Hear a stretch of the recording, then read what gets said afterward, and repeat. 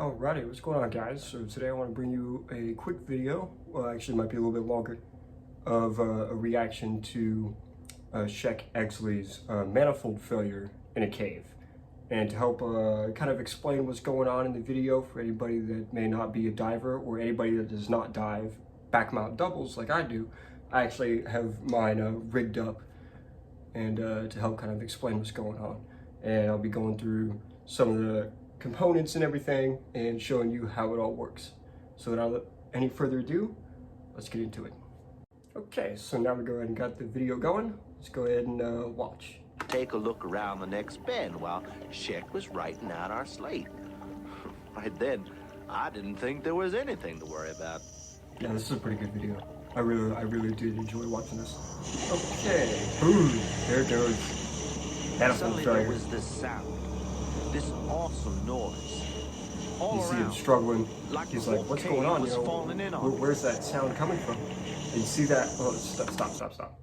You see that just absolute whoosh of air. And you can see, dude, that's totally legit, by the way. Having high pressure air coming out of your cylinders underwater will definitely produce that kind of awesome just rise of air, that plume, if you will. Yeah, that's totally legit. That'll happen. All right, let's keep going. You see him still trying to figure it out. He's like, what the heck is going on? You can see it just whoosh everywhere. By the way, this was a reenactment video. They didn't actually film when this actually happened. I didn't know why or where the sound was coming from. But yeah. I thought it was Sheck. Then I saw he was okay. Yeah, so this is just a reenactment video. I realized it had to be me. Stop right there. Yeah.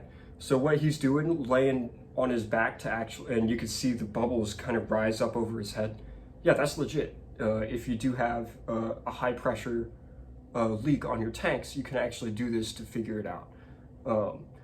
That method is actually kind of old school. Nowadays, we actually have valve drills, and we go through our valves and check everything. If we do happen to have a high pressure leak, we can actually open and close valves to figure out which one is causing the problem. But yeah, that's totally legit. You can do that. It's pretty cool.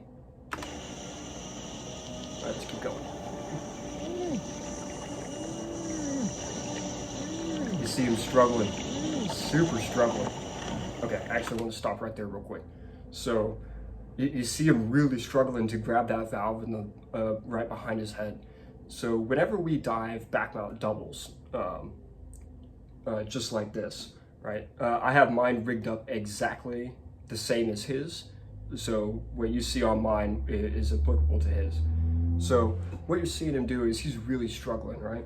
So whenever we build back mount doubles like mine and his, we actually do a pre-fit, and we have it all built and fitted to us, our bodies, to make sure that we can reach the valves without struggling.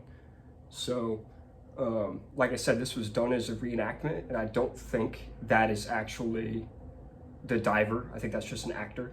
So but a real cave diver that does back mount doubles, and technical divers that do back mount doubles like I do, yeah, we can instantly switch that valve off in a matter of seconds. It doesn't require the struggle that you saw. So, but yeah, fitting these and being able to reach those valves, like #1 priority. Like you have to be able to reach those valves. So yeah, I just want to point that out. #1 priority is to make sure these fit your body and you can reach the valves and open and close them within seconds. So all right, let's keep going. All right, so Sheck hadn't heard the blow. I decided not to let him know in case he'd stress out and breathe faster. Okay. So what had happened? The valve seat, my spare regulator blew. In layman's terms, a tank is filled with air under great pressure, which is too much for your lungs to take in. They burst. So there's 2 valves that reduce that pressure. The first one is in the neck of the tank. The second is in your mouth. Of course, you have double tanks, you have 2 regulators. The seal and my spare regulator disintegrated. And I lost the air in both tanks because they were manifolded together. Ken thought it must have... Okay, so I'm going to stop right here real quick. All right, so what you saw in the video when that catastrophic failure happened and he started leaking air, right?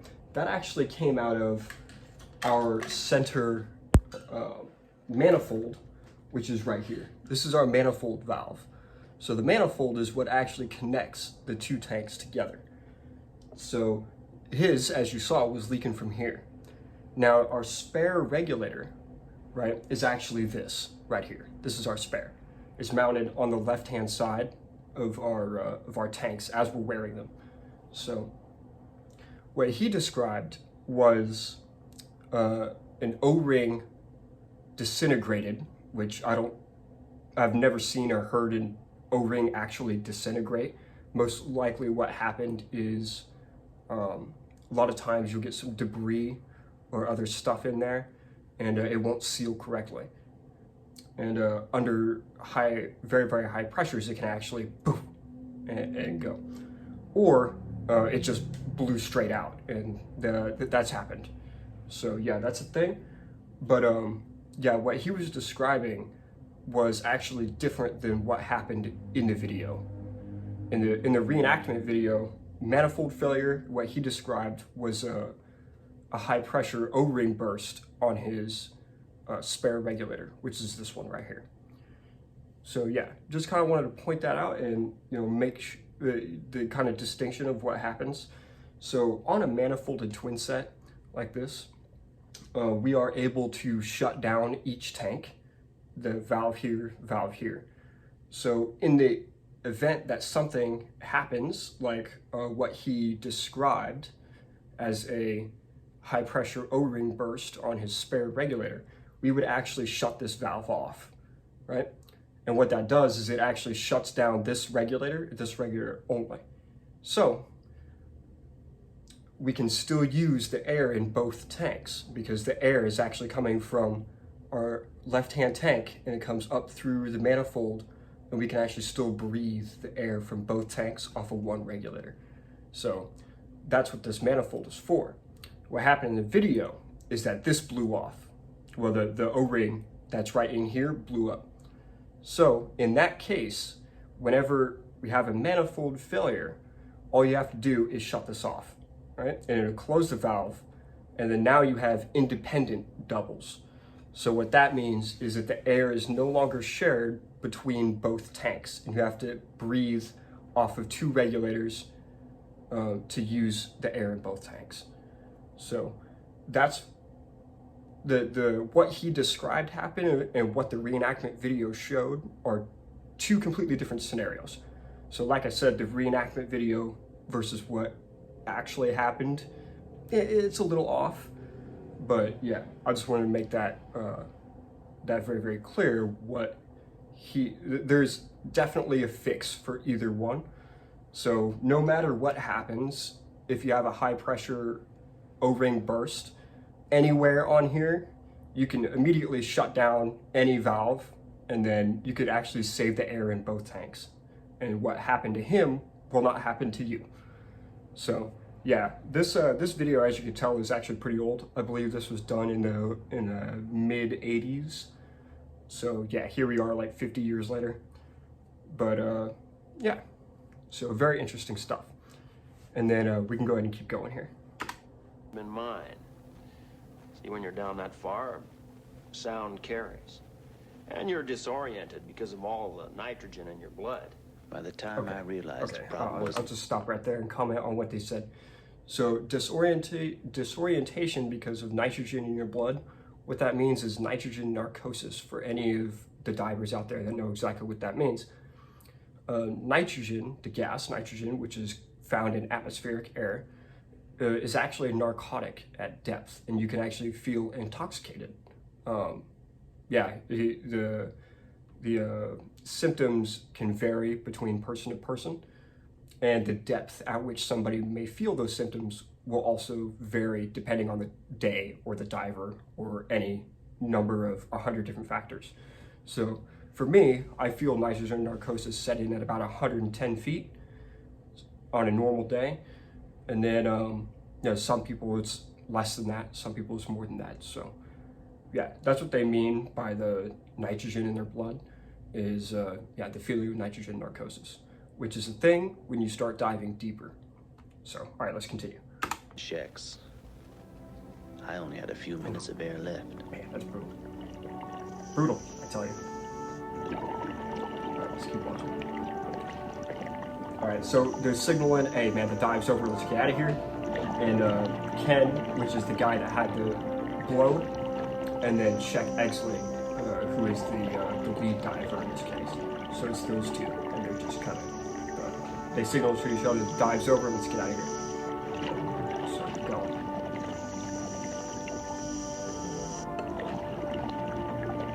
This is epic, by the way. Sheck had no idea my air supply was almost depleted. And I'm thinking, hell, I'm gonna die, and he's drawing a... Okay. Okay, yeah, so what they're talking about now, I should have caught it, was, Ken, the guy who had the high-pressure O-ring fail, he didn't tell his buddy that what happened, and that Ken is now, like, on 500 PSI, which is, like, pretty much empty. And yeah, that's an absolute no-go. At no point should you ever hide that information from any dive partner, regardless of experience level. Yeah, never do that. It's a bad idea. And without going too much into it, I'm going to go ahead and let the video play. So let's get back into it. Let's go. Let's Yeah, get they're out just of saying, here. let's get out of here.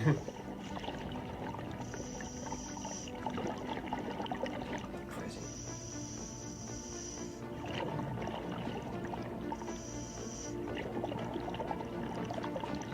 Finally, my air was almost out, and I figured he might be interested. Ken has been known to play the odd practical joke. When he held up his gauge, I thought, you're kidding, right? Ken, this isn't funny. Ken was always joking. But he wasn't joking this time. I could see it in his eyes. But you had enough air.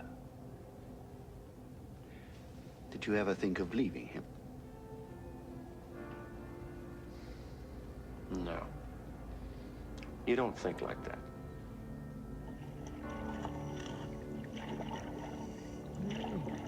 We were 3/4. Okay, so I'd stop it right there right quick. All right, so what's happening right now is that Ken is obviously dangerously low. He's pretty much empty, right? And so Sheck is now donating air through his primary regulator like this. This is a primary regulator.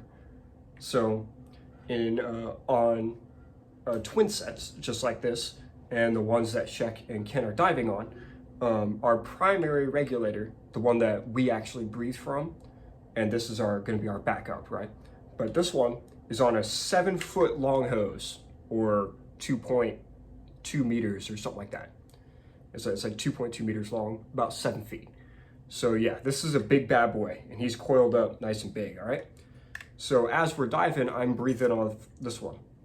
And then if I need to donate gas from my tanks to another diver, what happens is I actually switch to my backup and I donate my primary because it's on such a long hose. So that's actually how we donate gas on a twin set rig just like theirs and rig just like mine.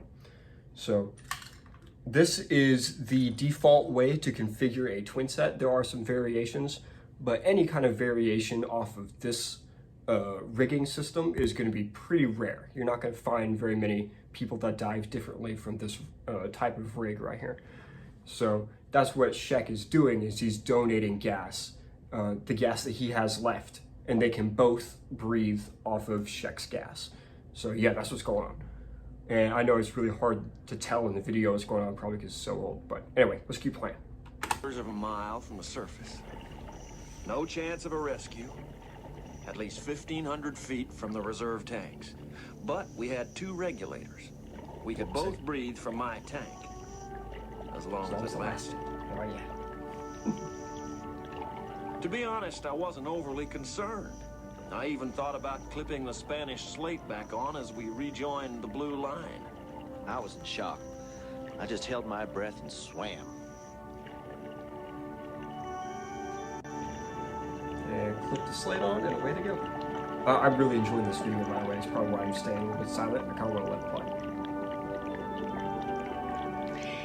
play. You were both close to death, but you stopped to put back the Spanish slate? Hell yes. We might be dead. We want people to know we beat the Italians in the Spanish. The adrenaline's flowing. Nothing exists but you and the dive. We were close to the line. Didn't take any extra effort. Except that you refused to look at the pressure gauge. I was scared, I tell you. We were both getting worried. I started to skip every other breath to preserve air. My head felt like it would explode from the CO2 buildup in my blood. I finally dropped the spare regulator and used up the very last of my air. Couldn't let Sheck die because of me. But again... Okay, so we're going to stop right here. So what Ken was saying is he was starting to skip every other breath. And that's what we call skip breathing in diving. And it's not a good way to dive. Skip breathing pretty much means that you inhale and you just hold it in and hold it in and then finally, yeah, that's not a very good way to dive. Mostly because what you're doing is you're actually building up CO2 in your system by not exhaling it all out. And you can actually build up CO2 in your system and you can black out completely. And obviously if you're underwater and you black out, you can't keep the regulator in your mouth, and then you obviously inhale water and you drown. So yes, really do not skip breathe. It's not a very effective way to dive. And yeah, it can have some serious repercussions, even in open water. Not even talking about cave diving, just in general. Yeah, never skip breathe. It's never a good way to dive. And yeah, Ken will actually go a little bit further into detail about skip breathing and all that stuff. So, all right, let's keep the video playing. It looked like that's what would happen. Both our tanks emptied about the same time. We pushed those last yards. I don't know if my heart was pounding from holding my breath or from the relief at seeing the second stage tanks. So you just made it. You were lucky. Lucky, but not home and dry. You see, skip breathing allows carbon dioxide to build up in your blood. I, for one, was close to a CO2 blackout. I could feel it. I knew I'd have to stay there for a good few minutes to flush out the CO2. While using up precious air. Okay, just real quick for stage tanks, right? What they mean by staging tanks is they're obviously going to have their back gas, which is what this is. Any gas that's going to be in their twin sets is called back gas. And then stage tanks are often, in cave diving, they're going to be clipped off to the guideline or set at some point in the cave somewhere. Mostly because either you have too many tanks to carry and you can't physically carry them all on your person, or you're going to go through tighter restrictions that makes carrying tanks completely impossible. So they stage tanks along the way throughout the cave, and that's what these guys are going back to. They're going back to their stage tanks because obviously their back gas is empty. So yeah, that's what they're doing. And yeah, stage tanks are awesome, and stage diving is awesome. So anyway, let's get back into the video. They're in our stage tanks. By the time we were underway again, I knew things were looking serious. I think it was then it really sank in. We might just die in there. Okay, just seriously, like a couple seconds right here. You see how Sheck and Ken are actually physically carrying their stage tanks with them as they're diving? That's not a thing anymore. Nobody physically holds their stage tanks in their hands anymore. What we do is we actually clip it off to our harness, and then that allows us to have our stage tanks on our person, and we are allowed to carry them without physically carrying them in our hands. It allows for kind of like a hands-free carrying of stage tanks. So yeah, nobody does that anymore. I've never seen a diver, cave diver, technical diver, anybody physically carry a stage on their, like, in their hands. Yeah, it's not a thing. So anyway, let's keep going. Every time I looked at my gauge, it seemed an ever more likely scenario.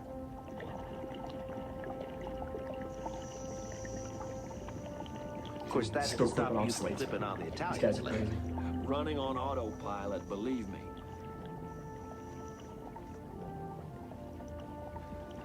My air ran out as I saw the first stage tanks. All my energy was focused on one thought. Get out. Get out. Grab that fresh tank and go. I hardly stopped to unclip it from the line and shove the regulator in my mouth before I was off. I just made it as my tank ran dry. Swam like a madman. Then it hit me. Sheck had taken the wrong one. My half... Okay, stop right there. So pretty much what happened is Sheck took a half-empty tank. You might be thinking to yourself, what the heck, man? So a lot of times when cave divers are going into a cave, they'll actually breathe off of a stage tank and not their back gas. And then whenever it's time to switch to their back gas, they'll actually drop that stage tank. And then they'll come back for it later on the return trip. And so that's exactly what happened is Sheck grabbed one of the empty ones that they were using on their way in. Well, it's not completely empty, it's about half. So yeah, massive, massive problem, right? Yeah, you definitely don't want to be grabbing half-empty tanks, especially when your back gas is dry and all your other tanks are dry. Yeah, it's a bad idea. But anyway, so let's just keep going. empty tank, the one I'd wedged under a rock. If he started breathing hard, he'd run short of air again. You see, a cave dive like this is like setting up a long line of dominoes. One problem knocks you off balance, your timing goes, and every step of the way you're wrong. You knock over the first domino, the entire line begins to collapse, one after another.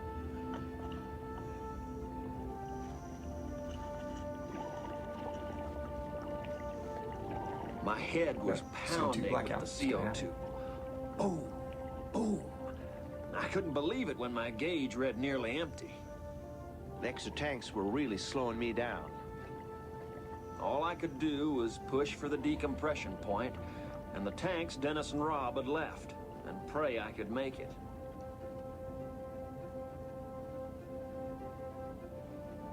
I got there just as I ran dry again. I grabbed a tank, but Dennis and Rob hadn't fitted the regulator. Okay, we'll just stop right there. So what happens is stage tanks, right? They have a set of stage tanks here without a regulator on it. So yeah, that's pretty dangerous to do. To take a tank underwater and a regulator underwater and not have them fitted together.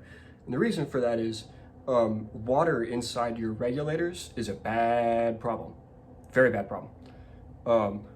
If you take a tank and a regulator underwater and then connect them underwater and then go ahead and pressurize that tank and try to breathe from it, sometimes it'll work. Sometimes it won't, because water on the inside of your regulators will actually ruin them. So yeah, and you need like them, have them all rebuilt and everything. So pretty dangerous stuff. I would never take a tank and a regulator underwater and then connect them underwater. That's a bad idea. But it is possible, but you do run that risk of ruining your regulators. And so Sheck is here holding his breath, also about to go out from a CO2 blackout and trying to fit these two together, the tank and the regulator, put them together, holding his breath, neck very close to a CO2 blackout. It's pretty insane. So anyway, let's go ahead and see what happens.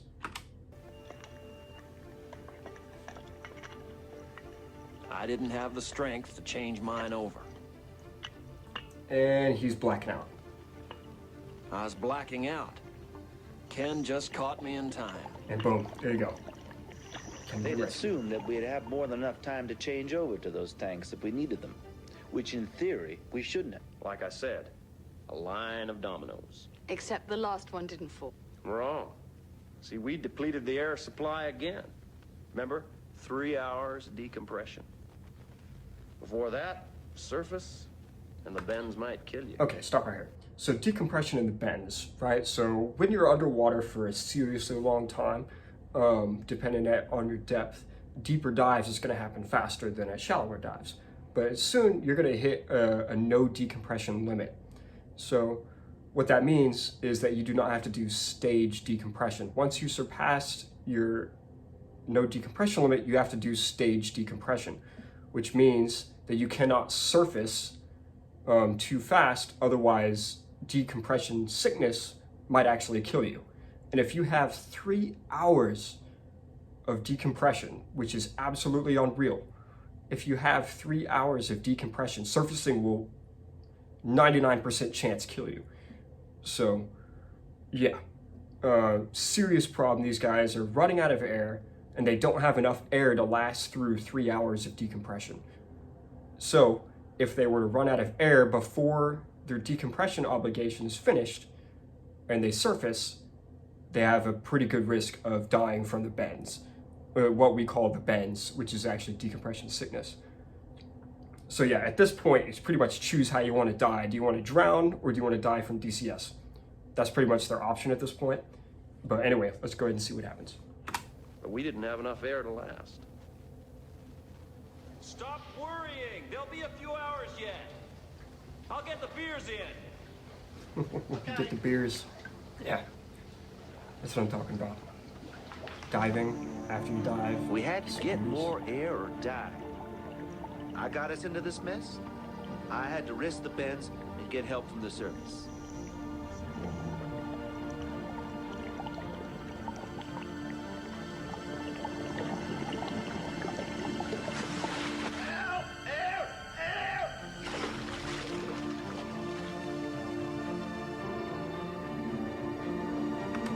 Okay, so what you just saw was Ken, the guy that had the O-ring burst, right? He actually surfaced despite the risk of DCI. He actually went ahead and surfaced and yelled for one of the surface support guys to throw down some tanks for him. And yeah, serious risk for DCI at that point. I'm pretty sure he actually did get DCI, decompression sickness. I'm pretty sure he did, but yeah. He lived though. He survived it, so pretty insane. All right, let's keep going.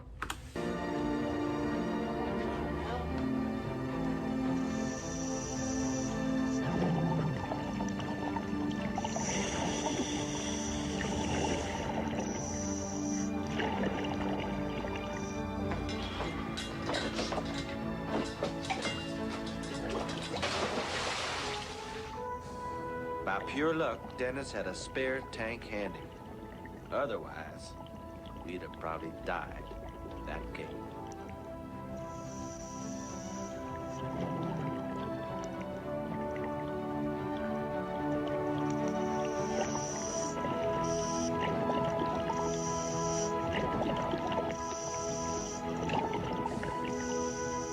Yeah, good handshake and Absolutely fascinating. I'll be off now. Can I give you a ride? Oh, all right. very kind of you. Thank you very much. We can go ahead and stop the video right there. Anyway, so yeah, There's still they one survived thing you haven't and it was pretty explained. crazy. But yeah, that was Why do you- awesome. And yeah, I really enjoyed watching this video and help break it down for you and help explain it and everything. It was awesome. So anyway, I'll see you guys in the next one. Cheers.